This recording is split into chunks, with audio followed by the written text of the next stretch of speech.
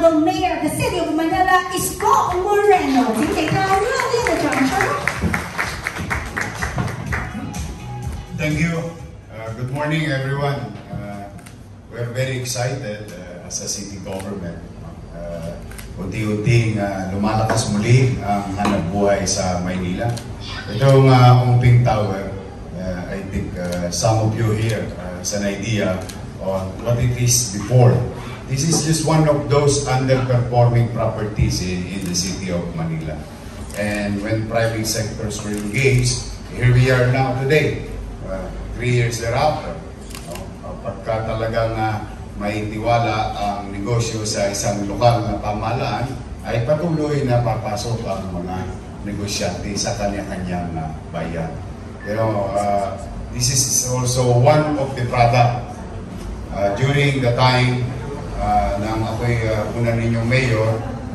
Isa sa mga pinakamalaking pagbabago in terms of policies and rules were introduced during 2019-2022, what you call the ease of doing business, the zoning board, and all other rules that gives equal opportunity. The same, like what the saying said, the sauce for the gander will be the sauce for the goose. Wherein sa lahat ng mga developer, in-apply natin sa kanila yung pare-parehong rules. And if there is an ease of doing business to Corporation A, that goes also to Corporation B.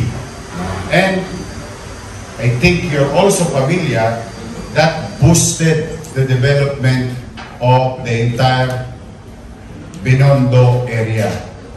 Tingnan niyo, nagbago ang skyline ng Binondo at the time that we introduced it. Then there was a hub. In my absence, things were changed and it stagnated. Could have been different. But now, here I am, in our own little way, supporting your success and your journey, Kinanward development in the city and all other buildings, property development here in Manila. And that includes business. Kaya pumanatag kayo sa lahat ng mga gustong mamuhunan sa Maynila. Now, the thing that we introduced that generated from regular 20-30 billion worth of business coming in the city before I became mayor, and it became 123 billion in just 1 year. At kasagsagan ng pandemya, 170 billion worth of development.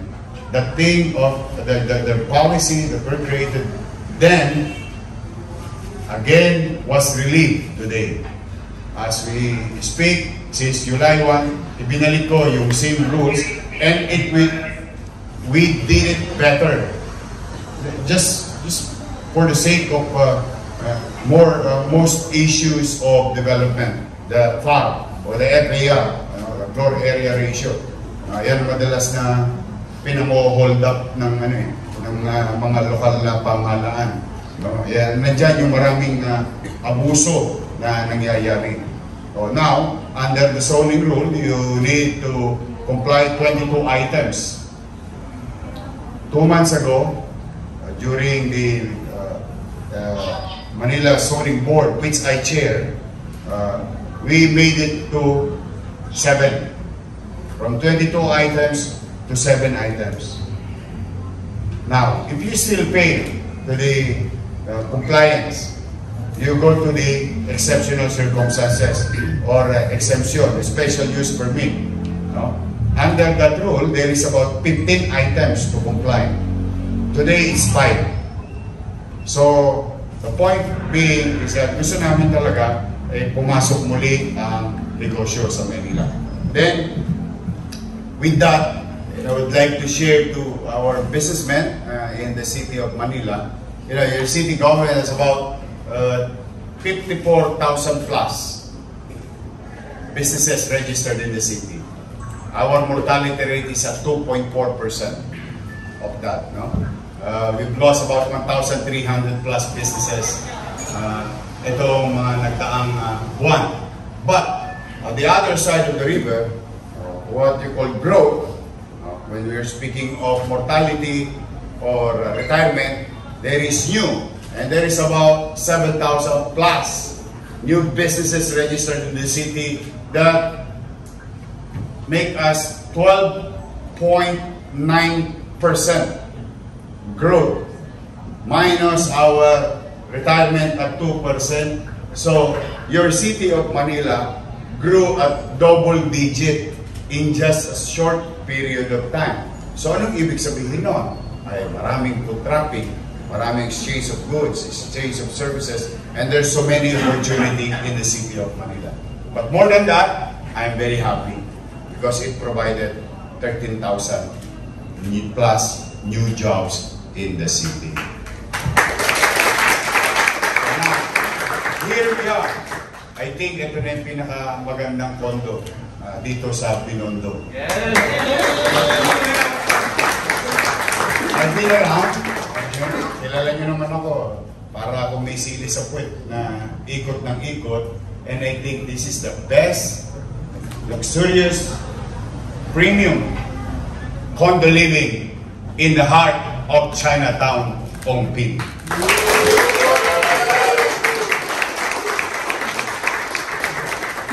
And the location is amazing. Totoo yung sinabi ni Kevin kanina, 3 kanto.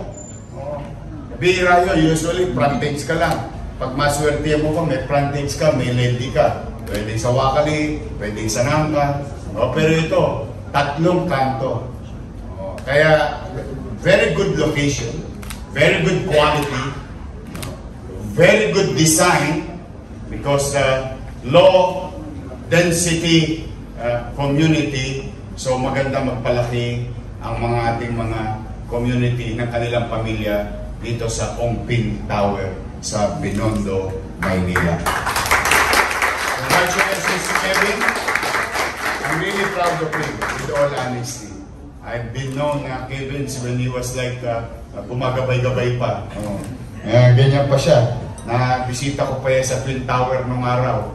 But I'm happy and proud of him leading the way to this new corporation, and I do believe that there will be more for the Kenneth Ward Company.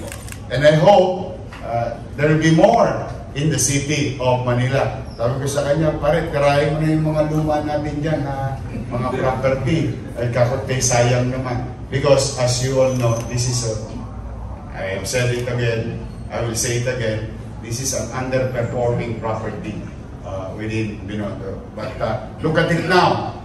To the developer, to the architects, designers, the builders, congratulations sa inyong lahat. Sa mga kababayan natin, you will come and see how it was done. And I think as Manileño and as a father of the city, I am really proud of Ongping Tower. That the city of Manila can now say, meron din kaming Gatmabi dito. Meron din kaming pang-premium dito. We are going to be competitive now because King and Ward developer raised the bar in creating condo living here in the heart of Manila, in Chinatown, in the heart of Chinatown, Ongping. No? Kaya tingin ko, yung mga susunod na mga development dyan, kailangan pantayan ninyo to o higitan nyo pa. But for now, I think Ongping Tower is the best condo living here in Manila. Congratulations sa buong po sa inyong lahat. At may awa ang Diyos, tuloy-tuloy nyo lang. Always put it in your mind. May gobyerno na sa lungsod ng Maynila. No harm will come to you in your business. No disturbance. No unnecessary regulations na ginagawa ng mga individual. As long as I'm mayor, we will create certainty in our rules, in dealing with the private sectors, in our community. Muli, congratulations. Pagpalain nawa kayo, mga kapatid. Manila! God first! Maraming salamat po, Yorme. And Yorme, please stay here on stage for the signing of the beam. Ayan, narinig nyo na po, right from Mayor. This is the best luxurious condo living here in Binondo, which is of course Opium Tower. And of course, to join Yorme on stage, let's call back the president of Keenan Worth Property Developers Incorporated, Mr. Kevin Wong. And also the Keenan Worth Property Developers Incorporated, led by Chief Operating Officer Kimberly Wong. Please join us here.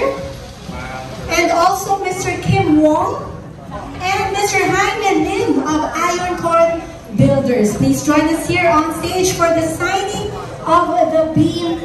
Of course, we are launching Opium Tower as the luxurious and exclusive premium residential living here at the heart of the world's oldest Chinatown, Binondo. Let's take a photo first. Ms. Kim, please join us here on stage.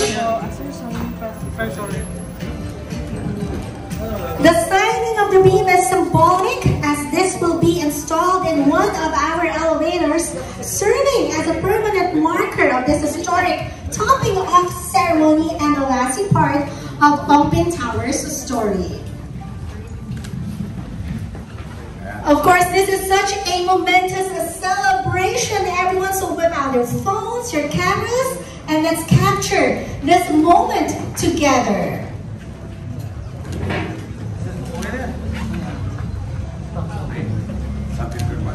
Opium Tower, we have here our signing of the beam. To our VIPs, you may stand in front of our beam for your signature. All right, the mayor has already signed. Let's give him a big round of applause.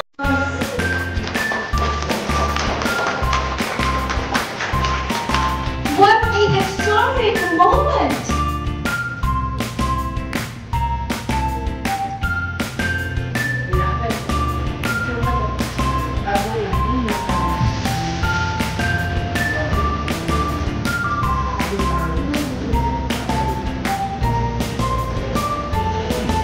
Thank you so much, Honorable Mayor Scott Moreno. Wow!